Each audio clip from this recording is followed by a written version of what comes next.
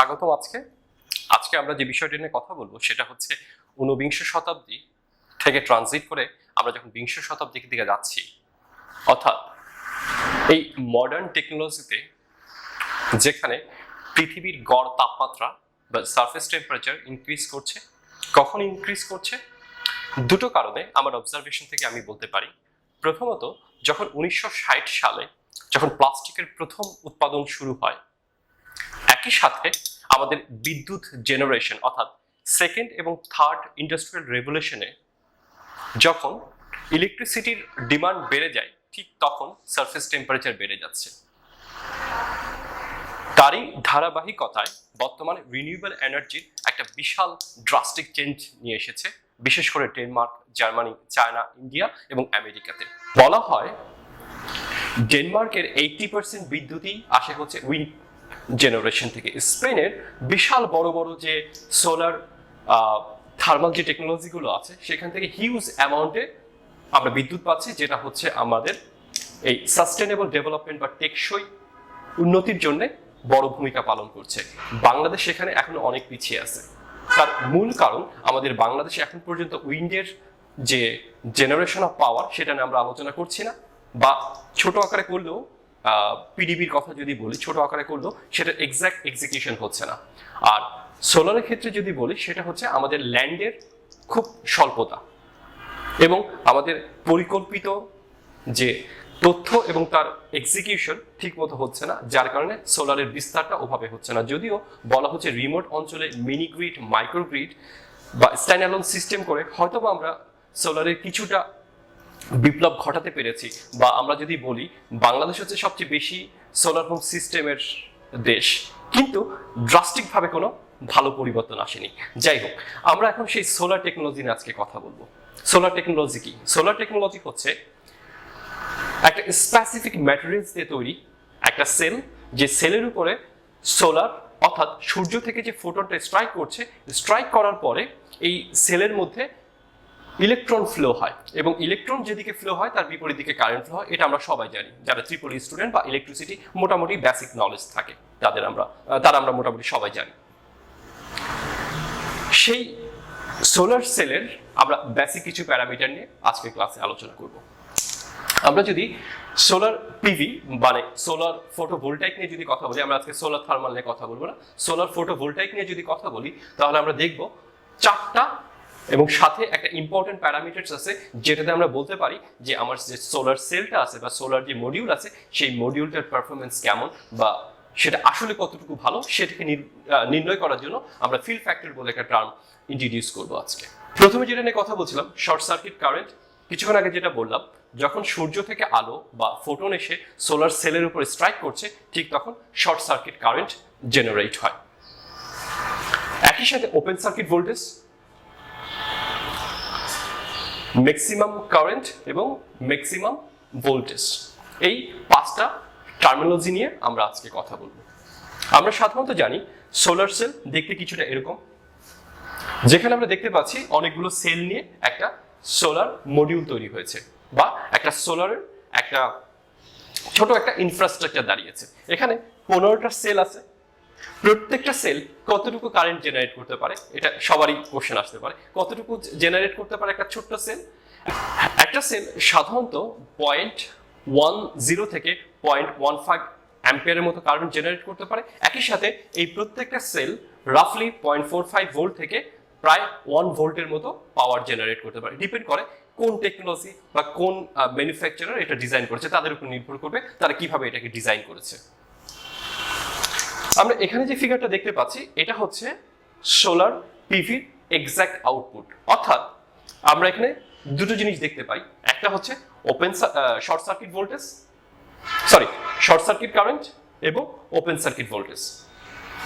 এই যে পয়েন্টটা, এই পয়েন্টটা হচ্ছে কোন একটা স্পেসিফিক, আমি একটা মডিউলের কথা যদি বলি, একটা সোলার প্যানেল বা সোলার মডিউল, আমি যদি এটাকে কনসিডার করি, এখানে অনেকগুলো সেল আছে, সেই সেলের সমষ্টিগতভাবে আমরা একটা আউটপুট পাবো, সেটা আউটপুট পাওয়ার বলবো। এখন কোশ্চেন হচ্ছে এই প্যানেলে কতটুকু পাওয়ার জেনারেট করতে পারবে, সেটা নির্ভর করবে তার ওপেন সার্কিট ভোল্টেজ এবং শর্ট সার্কিট কারেন্টের উপরে। তাহলে আমরা যে কোনো একটা মডিউল যদি আমরা কনসিডার করি, বিভিন্ন কোম্পানির মডিউল আছে, সেই মডিউলের গায়ে লেখা থাকবে যে এই মডিউলে এই পরিমাণ শর্ট সার্কিট কারেন্ট এবং এই পরিমাণ ওপেন সার্কিট ভোল্টেজ হবে। আমি এক্সাম্পল হিসেবে এখানে ধরে নিলাম 36 ভোল্ট হচ্ছে তার ওপেন সার্কিট ভোল্টেজ এবং 4.5 অ্যাম্পস এটা হচ্ছে তার শর্ট সার্কিট কারেন্ট। এটা নির্ভর করে ডিফারেন্ট যে মডিউল আছে তার উপরে, এটা বাড়তেও পারে কমতেও পারে, ডিপেন্ড করবে আমার ম্যানুফ্যাকচারার কি ধরনের ডিজাইন করেছে, তার সেলের সংখ্যা কত, অবশ্যই সেই সেলের নাম্বারের উপর নির্ভর করবে তার ভোল্টেজের পরিমাণ এবং কারেন্টের পরিমাণ বাড়বে কি কমবে। আমরা ডান পাশে যেটা দেখতে পাচ্ছি সেটা হচ্ছে ভিআই কার্ভ, আর একটা কার্ভ, সেখানে আমরা দেখতে পাচ্ছি এটা হচ্ছে শর্ট সার্কিট কারেন্ট, এটা হচ্ছে ওপেন সার্কিট ভোল্টেজ। ঠিক এই বরাবর একটা পয়েন্ট নিয়ে আমি যখন স্ট্রেট এরকম একটা লাইন করলাম, আবার এখানে একটা স্ট্রেট লাইন করলাম, অর্থাৎ এখানে একটা স্কোয়ার শেপ করলাম, এই পয়েন্টটাকে বলা হচ্ছে ম্যাক্সিমাম ভোল্টেজ আর এই পয়েন্টটাকে বলা হচ্ছে ম্যাক্সিমাম কারেন্ট। এবং মনে রাখতে হবে এই short circuit current always maximum কারেন্টের থেকে বড় হবে। কেন? বিকজ যখন শর্ট সার্কিট কারেন্ট আমি বলছি ম্যাক্সিমাম কারেন্ট থেকে বড়, এটার মেইন কারণ হচ্ছে তখন ওই সার্কিটের মধ্যে কোনো ভোল্টেজ ড্রপ হবে না। ঠিক একইভাবে আমি যদি বলি open circuit voltage maximum voltage থেকে অনেক বেশি, এটার কারণ হচ্ছে ওই সময় আমার সার্কিটের মধ্যে কোনো কারেন্ট ফ্লো করবে না। তাহলে আমরা ফিল ফ্যাক্টর কিভাবে ক্যালকুলেট করব? আমরা ফিল ফ্যাক্টর ক্যালকুলেট করার জন্য আমি এখানে করছি ফিল ফ্যাক্টর equals to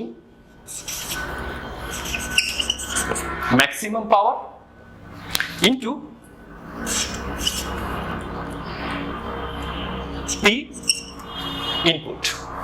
আমি এটা নিয়ে একটু বলছি হোয়াট ইজ ম্যাক্সিমাম পাওয়ার আর what is input power. Input power মানে কি, আমি সূর্য থেকে যে পাওয়ারটা পাচ্ছি আমার ওই যে স্পেসিফিক যে মডিউলটা বলেছি সেই মডিউলের উপর নির্ভর করে কি পরিমাণ আমি ইনপুট পাওয়ার প্রডিউস করতে পারবো by the use of sunlight. তাহলে এখানে আমি যদি এই নীল জায়গাটাকে একটা স্কোয়ার চিন্তা করি, এই জায়গাটাকে, এই স্কোয়ারটা হচ্ছে একটা এরিয়া এ, আমি ধরে নিলাম এটা হচ্ছে একটা এরিয়া এ। ঠিক একইভাবে এই যে জায়গাটা, এই টোটাল জায়গাটা মানে এই লাল যে জায়গাটা, সেই লাল জায়গাটা পুরোটা জায়গাটা আমি ধরছি, সেটাকে বলছি বি। আমি আবার বলছি এই বি যেটা মিন করছে সেটা হচ্ছে পুরো জায়গাটা কিন্তু, আর এ যেটা সেটা হচ্ছে স্পেসিফিক এই জায়গাটা।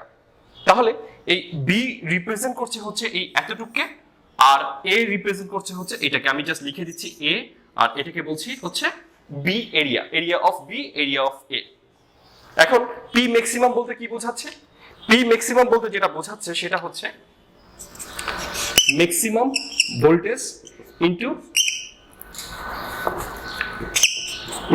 ম্যাক্সিমাম কারেন্ট, আর এটা হচ্ছে ওপেন সার্কিট ভোল্টেজ ইনটু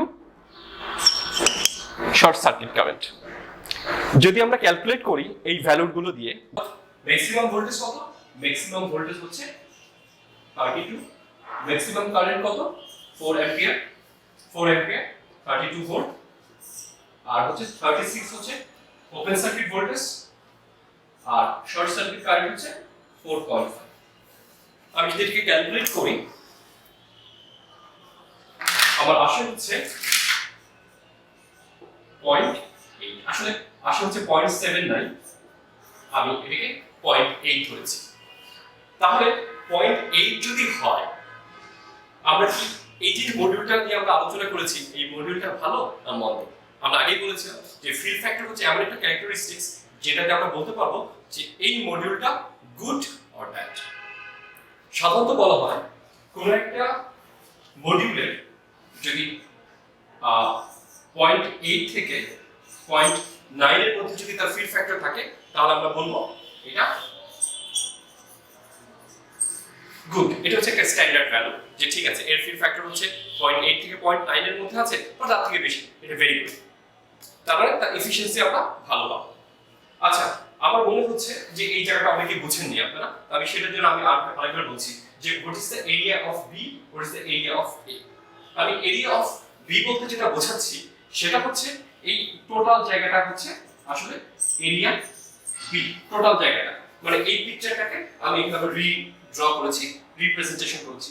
তো এরিয়া বি বলতে বোঝাচ্ছে টোটাল জায়গাটা, অর্থাৎ এই টোটাল জায়গাটা হচ্ছে বি, বি হচ্ছে টোটাল জায়গাটা প্রথম। তারপরে যখন আমরা ম্যাক্সিমাম কারেন্ট এবং ম্যাক্সিমাম ভোল্টেজ নিয়েছি সেই রেসপেক্টে আমার এটা হচ্ছে ম্যাক্সিমাম কারেন্টের পয়েন্ট আর এটা হচ্ছে ম্যাক্সিমাম ভোল্টেজের পয়েন্ট। এই পয়েন্টটা এটাকে বলা হচ্ছে এরিয়া হচ্ছে এ। আর এরিয়া বি কোনটা? এরিয়া বি হচ্ছে টোটাল জিনিসটা। তাহলে আশা করি বোঝা গেছে। আচ্ছা, এফিশিয়েন্সি তাহলে কিভাবে ক্যালকুলেট করব? এফিশিয়েন্সি ক্যালকুলেট করার জন্য যে কোনো কিছু এফিশিয়েন্সি বের করতে হলে কি বের করতে হবে? Efficiency equals to P output divided by হচ্ছে P input. What is the definition of P input? P input বলতে যেটা বোঝাচ্ছে সেটা হচ্ছে PS, তার মানে হচ্ছে P sun, অর্থাৎ একটা স্পেসিফিক ডেতে কি পরিমাণ সানলাইট আমার ওই স্পেসিফিক মডিউলের উপর পড়বে তার উপর নির্ভর করবে আমার ইনপুটটা কত যাচ্ছে। আর P আউটপুট হচ্ছে কতটুকু আমরা জেনারেট করতে পারছি। আশা করি বুঝতে পেরেছেন। যদি কোনো স্পেসিফিক প্রশ্ন থাকে বা সোলার রিলেটেড আর কি কি ধরনের লেকচার ভিডিও আমরা করতে পারি আমাদেরকে জানাবেন, আমরা খুব শীঘ্রই আসবো। ধন্যবাদ।